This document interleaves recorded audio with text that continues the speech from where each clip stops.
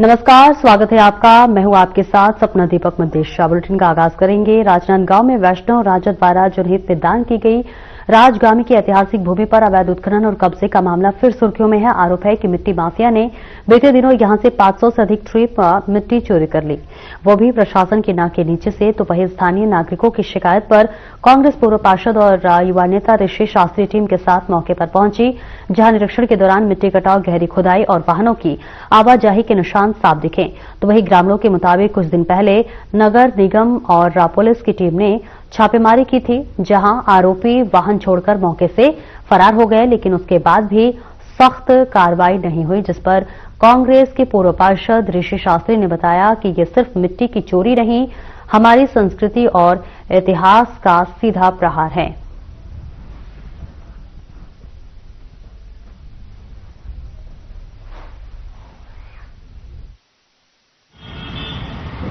राजा दिग्विजय दास, जो कि पूरे प्रदेश में दानवीर राजा के नाम से जाने जाते हैं, उन्होंने अपना राजमहल शिक्षा के क्षेत्र में दान कर दिया।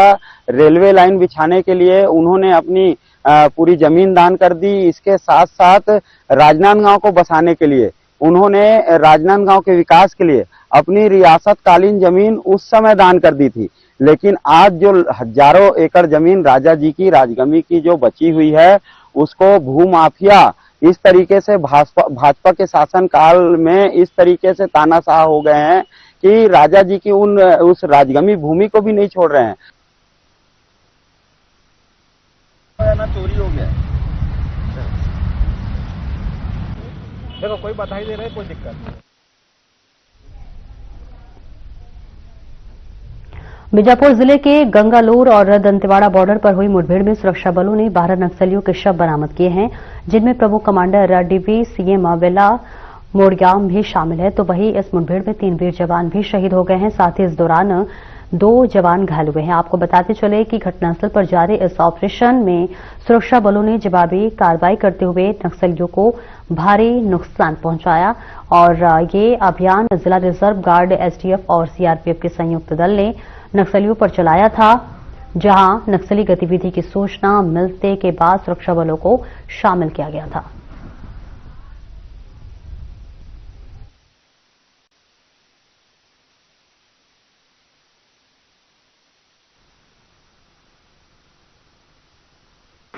आज बीजापुर के बहरमगढ़ क्षेत्र में सुरक्षा बलों और नक्सलियों के बीच में मुठभेड़ हुआ, जिसमें डीआरजी बीजापुर, दंतेवाड़ा, एसटीएफ और कोबरा की संयुक्त टीमें ऑपरेशन पर निकली थी, जिस पर से सुबह 9 बजे से लगातार फायरिंग चलती रही। और इस दौरान अलग अलग मुठभेड़ में कुल 12 माओवादियों के शव बरामद हुए और अभी मुठभेड़ लगातार जारी है। दुखद समाचार यह है कि 3 जो हमारे जवान हैं वो शहीद हो गए, जिसमें शहीद प्रधान आरक्षक मोनू वर्दी, शहीद आरक्षक बुकारू गोंडे और शहीद जवान रमेश सोढ़ी। इसके अलावा 2 जो बीजापुर के डीआरजी के जवान हैं वो घायल भी हुए हैं। विस्तृत जानकारी पृथक से दी जाए।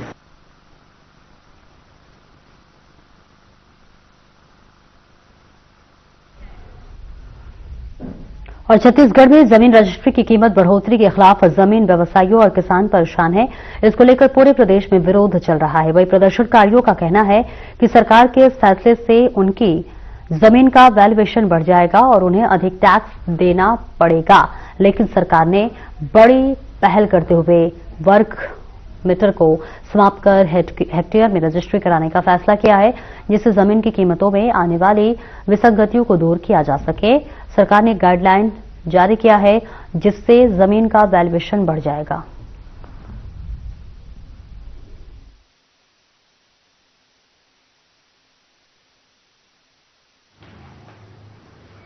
देखिए, मैं आपको बताना चाहूंगी कि अभी जो वर्तमान में गाइडलाइन प्रचलन है वो 2019 और 20 की जो गाइडलाइन की दरें हैं वो अभी चल रही हैं, जिस पर रजिस्ट्री का कार्य किया जा रहा है। आप सभी जानते हैं कि लगातार 7 से 8 वर्षों से गाइडलाइन का पुनरीक्षण का कार्य जो है वो नहीं किया गया था।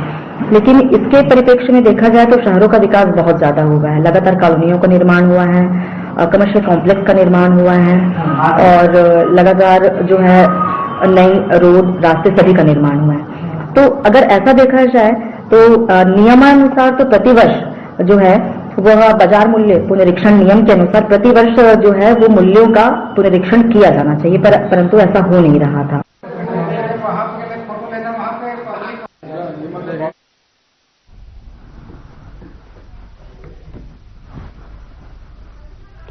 बसंतपुर स्थित आदर्श कृषि उपज गंज मंडी में करोड़ों रुपए की लागत से बनने वाले सड़क निर्माण में जो शिकायत आ रही थी, उसे अधिकारी ने सिरे से खारिज करते हुए कहा कि गुणवत्ता से किसी तरह के समझौता नहीं किया जा रहा है।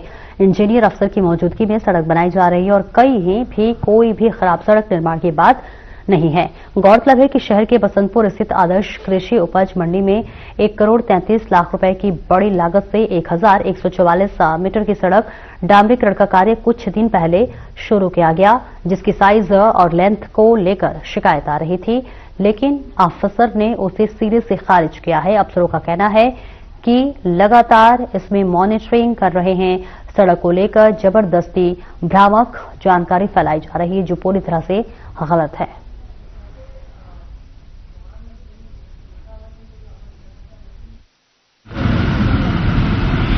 सड़क निर्माण का जो कार्य, सड़क की गुणवत्ता के बारे में जो भ्रामक जानकारियां फैलाई जा रही हैं वो पूर्णतः गलत है। सड़क निर्माण का कार्य एज पर एस्टीमेट में जो प्रावधान है उसके तहत तकनीकी दृष्टिगति को ध्यान रखते हुए कराया जा रहा है और जो हमारा मटेरियल है वो मैकेनिक्स प्लांट से मटेरियल आ रहा है और सड़क की गुणवत्ता से किसी भी प्रकार का समझौता नहीं किया जा रहा है। जो हमारे एस्टीमेट में प्रावधान के अनुसार 0.06 की जो लेयर है, जो थिकनेस है, वो प्रॉपर मेंटेन है। वो आपको प्रत्येक जगह पूरे परिसर में थिकनेस मिलेगी। मंडी परिसर है, हैवी व्हीकल यहाँ पर चले। हैवी व्हीकल जो चल रहे हैं लोडेड, जैसे काम तुरंत हो रहा है तो लोडेड गाड़ियां आ रही हैं तो टायर या चक्के के निशान आ रहे हैं। बाद बाकी क्वालिटी से किसी भी प्रकार का समझौता नहीं किया जा रहा है। ऐसा आरोप है? नहीं, ये गलत आरोप है, क्योंकि इसका सेटिंग टाइम भी होता है। इसको 8-10 दिन सेटिंग होने में भी लगेंगे। कितने की लागत है? और ये सड़क 1.33 लाख की है, 1 करोड़ 33 लाख की है और 1144 मीटर इसकी लेंथ है। शुभ नाम? पुष्पेंद्र सिंह, SDO मंडी बोर्ड।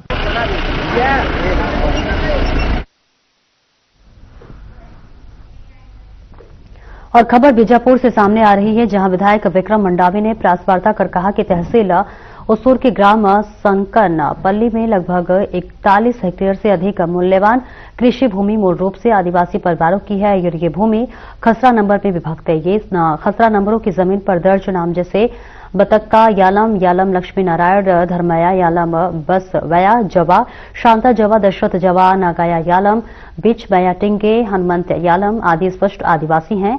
तो वही विधायक ने बताया कि यह जमीन पीढ़ी दर पीढ़ी इन आदिवासी परिवारों की रही है, लेकिन एक गैर आदिवासी राम सिंह ने उसे अपने नाम करा लिया और फिर जगदलपुर के कमलदेव झा व अन्य को बेच दिया गया।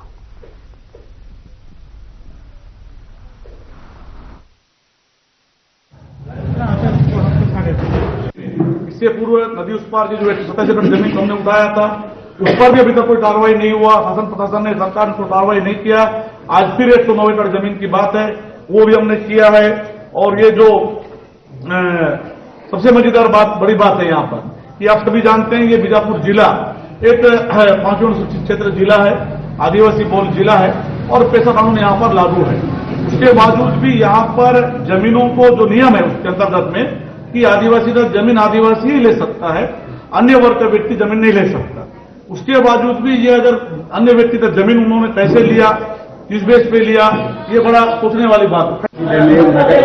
जमीनों को रखा जा रहा है, आदिवासियों की जमीनों में बाहरी लोगों का लगातार कब्जा करके जो मुद्दे उठ रहे हैं, आज भी वही मुद्दे को लेकर आज कांग्रेस विधायक बंगला पहुंचे ग्रामीण बीजापुर जिला के दूसरे जिला के ग्रामीण है, कम से कम 109 एकड़ का और अपने का जो बाहरी व्यक्ति लोग है, किस प्रकार उनकी जमीन को कब्जा किया गया है, उन्हीं से बातचीत करने का, समझने का प्रयास करते हैं। हमारे साथ जो ग्रामीण है उन्हीं से ये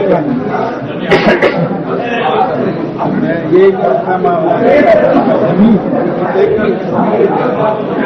कब्जा करने के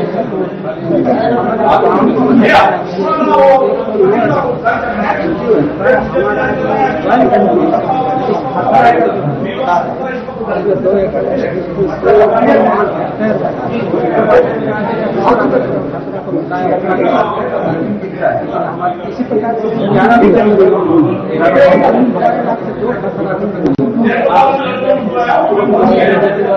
ये चीज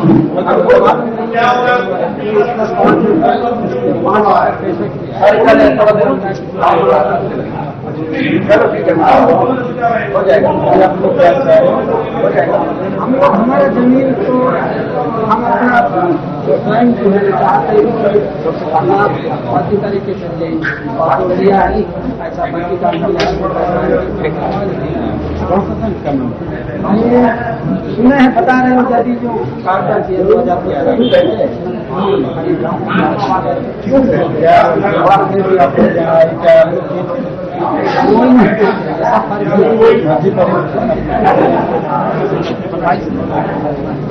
इस प्रकार लगभग 11 ग्रामीण है, ग्रामीणों का जमीन कुल 109 एकड़ कब्जा कर दिया गया है। इधर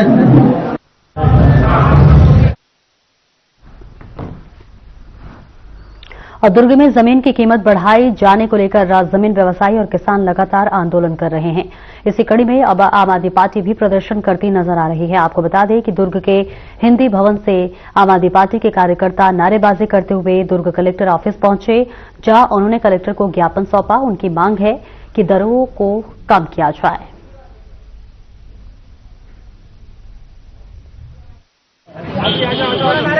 देखिए, अभी आप सभी लोगों को पता है कि अभी हाल में ही छत्तीसगढ़ की सहायक सरकार ने जमीन की जो सरकारी कीमत है उसको बहुत ही ज्यादा 500 से 1000% तक बढ़ाया उन्होंने। इसके पीछे की उनकी मंशा बिल्कुल स्पष्ट है कि गरीब और एक सामान्य छोटे मोटे रोजगार करने वाले जो जमीन का काम करके या फिर जो छोटे किसान थे जिनको ने अपना जमीन बेचकर या फिर कहीं कोई फायदा ले पाते थे, उसके पीछे जिस तरह का तर्क देते हुए भारतीय जनता पार्टी की सरकार की जमीन की रजिस्ट्री की कीमत अगर जमीन की गवर्नमेंट वैल्यू अगर बढ़ेगी तो लोगों को लोन ज्यादा मिलेगा।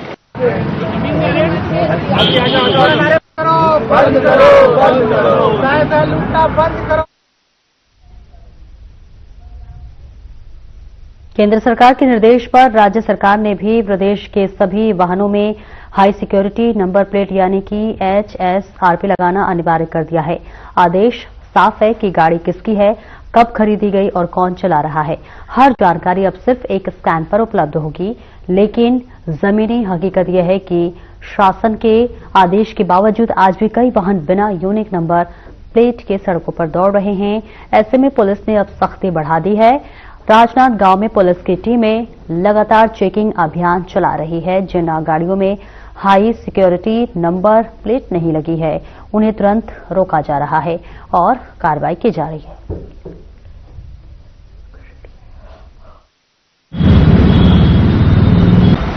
शासन के द्वारा जो है high security number plate HSRP number plate लगाने के लिए सभी को निर्देशित किया गया है। सभी वाहन चालक उस नंबर प्लेट को लगाएं। इससे न केवल वाहन सुरक्षित रहेगा, कभी चोरी होता है तो नया नंबर प्लेट जो है चोर लगा नहीं पाएगा, और साथ ही इससे वाहन की पहचान सुनिश्चित होगी तो वाहन का अपराध में या चोरी में इस्तेमाल नहीं हो पाएगा। तो आपके माध्यम से अपील है जनता से कि सभी HSRP नंबर प्लेट लगाएं।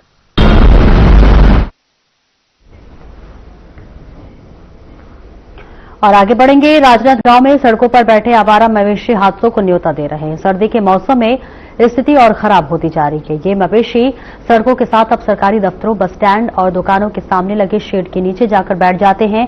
कई बार तो ये लोगों के घरों तक में घुस जाते हैं। सबसे बड़ी समस्या हर दिन हो रही एक्सीडेंट है। कुछ ऐसे मवेशी भी हैं जिनके मालिक उन्हें दिन में खुला छोड़ देते हैं और ऐसे मवेशियों के मालिकों पर भी किसी भी तरह की कोई भी कार्रवाई नहीं हो रही है। नगर निगम ने रात में टीमें बनाकर इन मवेशियों को पकड़ने का अभियान चलाया हुआ है, लेकिन इसके बाद भी मवेशी रोजाना सड़कों पर दिखाई देते हैं। तो वहीं निगम कमिश्नर अतुल विश्वकर्मा का कहना है कि मवेशियों को पकड़ने का काम लगातार चल रहा है और अब तक 50 पशु कांची हाउस में भेजे जा चुके हैं, लेकिन सड़कों से मवेशी पूरी तरह हटाने के लिए अभियान को और तेज किया जाएगा।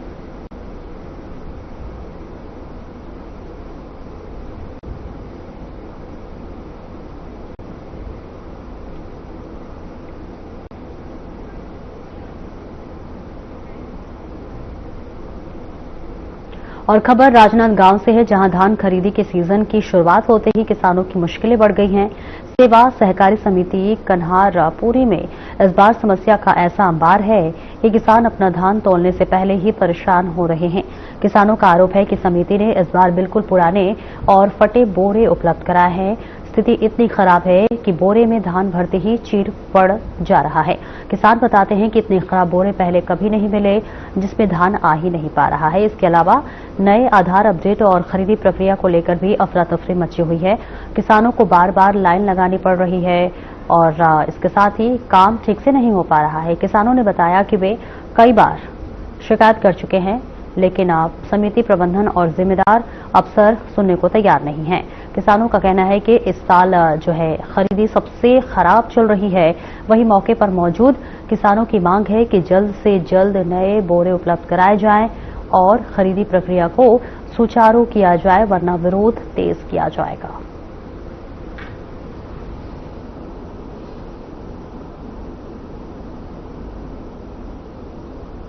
किसान हूँ, हम लोग यहाँ कन्हारपुरी सोसाइटी में हैं और बहुत दिन से आ रहे हैं, लगातार आ रहे हैं। यहाँ ये समस्या है कि भी हम लोग टोकन के लिए आते हैं, हमारी खेत में फसल जो है कट चुकी है और सूखा भी हो गया है लगभग पूरी जो सरकार को मात्रा चाहिए उसके हिसाब से, और हम लोग टोकन के लिए बहुत परेशान है। खेत में अपना खलिहान में धान पड़ा हुआ है और वहाँ भी रखवाली के लिए जाना आना पड़ता है, रोज आना जाने एक समस्या है। और यहाँ बार बार आते हैं, टोकन का बहुत ज्यादा समस्या है। टोकन क्या है, ऑनलाइन ऑफलाइन है, तो ऑनलाइन बोलते जरूर है लेकिन कट नहीं रहा है, वो बस गोल गोल टाइप का घूमते रहता है। यहाँ और तो फिर इनका भी कहना है कि भाई जो है वो अपन दे दिए करके। इस तरीके से किसान बहुत परेशान है। आप लोग मीडिया के माध्यम से हम बताना चाहते हैं कि भाई इस समस्या के लिए कुछ न कुछ रास्ता निकाले और किसान को इसका राहत दिया जाए। यहाँ पर सर की 1320 किसान पंजीकृत है, जिसमें नया किसान है 40, टोटल मतलब 1360 किसान पंजीकृत है। और धान बेचने वालों की संख्या 181 है, लाभान्वित हुई उसमें से। और टोटल खरीदी हो गया है 10,011 कुंटल 20 किलो। बोरा देखा गया, कई बोरा फटा है जी। क्या स्थिति है? बोरे का बहुत बुरा स्थिति है सर। क्या है, फटे फटे बारदाना मिलर लोग दे रहे हैं, उसी में धान तोलने के लिए कह रहे हैं। ये बहुत परेशानी है, बोरा बहुत फटे फटे आ रहे हैं। किसानों से जो अनलोडिंग है, जो जी धान लाते हैं, जी कितना रुपए आप लोग लेते हैं और कितना तौलाई वगैरह का पैसा अतिरिक्त लेते हैं? किसान से हम लोग तौलाई का पैसा सोसाइटी देती है। हाँ, अब वो लोग खाली कराते हैं, अपने किसान लेवल लेके आते हैं, या यहाँ लेवल लेके नहीं आते, यहीं की हमालों से कर देते हैं वो लोग तौलाई का काम। तो कितना देते हैं किसान? अब किसान यहाँ तो दे रहे हैं सर 6-7 रुपए दे रहे हैं जी, एक बोरे बोरी पूछी। खाली करते हैं, उसमें गाड़ी से मतलब नीचे उतारते हैं, नीचे उतारते के बाद में पलटी वल्टी कर पूरा के। समिति को कितना पैसा मिलता है? समिति को पैसा इसमें अभी तो अब जानकारी नहीं है सर कितना आया है। उसके बाद आदेश आया है ना? आदेश आया है, लेकिन अभी पैसा नहीं आया है। किसान नहीं, अलग नहीं ले, नहीं, वो लेबर लोग, वो लोग काम करवाते हैं, लेबर लोग को वो लोग देते हैं। क्या देते हैं? मैं उसको छपाई उपाई करके लोडिंग, मतलब छपाई है, बोरा तौलाई है, छल्ली लगाई है, उसके वो दोनों मिलाकर 11 रुपए देते हैं।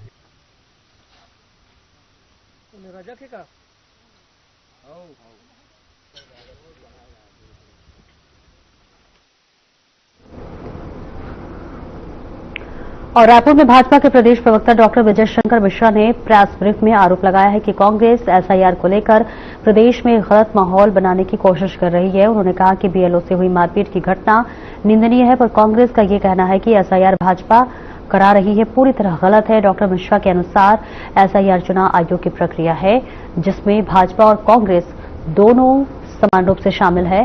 साथ ही उन्होंने कहा कि मतदाता सूचियों में हुई गड़बड़ियां कांग्रेस के संरक्षण में हुई है और सुधार होने पर कांग्रेस को बेनकाब होने का डर सता रहा है। निर्वाचन आयोग से भाषा संबंधी दिक्कतें दूर करने की भी मांग की गई है। जितनी बातें थी लगभग पूरी सरकार के 2 साल अभी पूरे होने वाले हैं। सरकार में मोदी जी की गारंटी पे जितनी बातें थी लगभग पूरी कंप्लीट हो चुकी हैं। उसके बाद जो अन्य योजना है जो जनहित की हैं, उस पर लगातार विभागों के साथ माननीय मुख्यमंत्री जी चर्चा कर रहे हैं और जनता के हित में कई अच्छी योजनाएं ला रहे हैं और वो आपको माननीय मुख्यमंत्री जी 2 साल पूरे होने के बाद आपको वो फील्ड में दिखेगा कि नई योजनाएं आ रही हैं और कुछ नया क्रिएटिव वर्क भी दिखेगा। जो रजिस्ट्री का रेट बढ़ा है उसको ये समझने लायक है कि विषय है कि एक हर साल मार्केट का जो वैल्यूएशन है उसके अनुसार रेट बढ़ना ही चाहिए, लेकिन कांग्रेस सरकार अपने भ्रष्टाचार के लिए उसका जो रेट है 30% कम की। सरकार के 2 साल अभी पूरे होने वाले हैं। खाद्य सचिव रीना बाबा साहिब बंगाले लखौली धान उपार्जन केंद्र पहुंचे, जहां तौल प्रक्रिया, नमी मापक यंत्र सहित अन्य व्यवस्थाओं का निरीक्षण किया। उन्होंने अधिकारियों को कोचियों पर कड़ी नजर रखने और सख्त कार्रवाई करने के निर्देश दिए। साथ ही सचिव ने गेट पास के समय पर एंट्री सुनिश्चित करने और छोटे किसानों के टोकन कटने में किसी भी प्रकार की परेशानी न आने देने के निर्देश दिए हैं।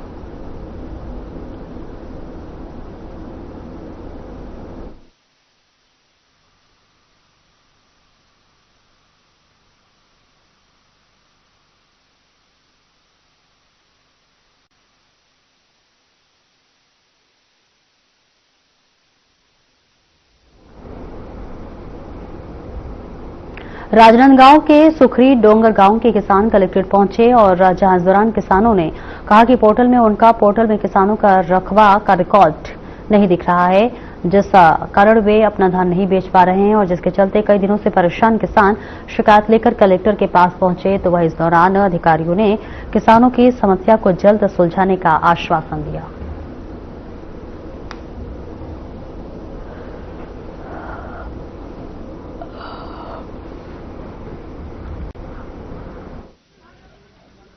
वही सर, हम लोग जब टोकन काटना चाहा और देखे कि हमारा किसी का रकबा गायब है, किसी का रकबा 5 एकड़ जमीन होते हुए भी 0-0 दिखा रहे हैं, तो हमने समिति प्रबंधक के पास गया, हमने पटवारी के पास गया, तहसीलदार साहब के पास गया। तो किसानों का समस्या आज तक लगभग मान के चलो धान खरीदी को 15 दिन 17 दिन हो गए हैं और किसान लगातार भटक रहे हैं। उस स्थिति में आज कलेक्टर महोदय के पास आए हैं, फूड विभाग से भी मिले, उन्होंने भी कोशिश किए हैं लेकिन उनके भी समझ से परे लगे। उन्होंने बोले कि चलो ऊपर बात करेंगे, तो हमने कलेक्टर महोदय को लेटर दिए हैं और कलेक्टर साहब को इनके अवगत कराए, तो वो बोले हैं कि आपके गांव में जाकर कैंप लगा करके समस्या का निराकरण करेंगे, आश्वासन दिए हुए हैं।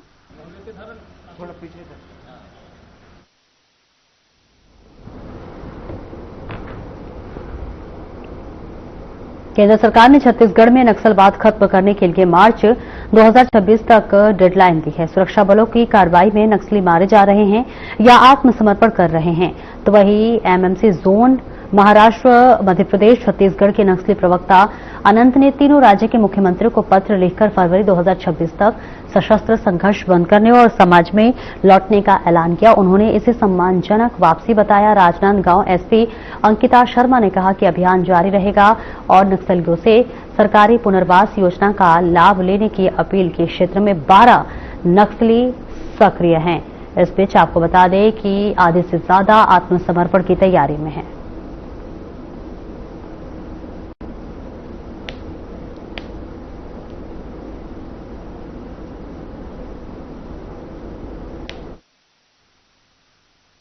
एमएमसी जोन के प्रवक्ता के द्वारा एक अपील जारी की गई थी, जिसमें उन्होंने फरवरी 2026 तक का वक्त मांगा है सरेंडर के लिए, परंतु इस प्रकार की टाइमलाइन कहीं पर भी सेंसिबल नहीं लगती, लॉजिकल नहीं है, तो उन्हें अपने समय सीमा को चेंज करना पड़ेगा। अन्यथा जो सर्चिंग अभियान है वो और सघनता और व्यापकता से जारी रहेगा।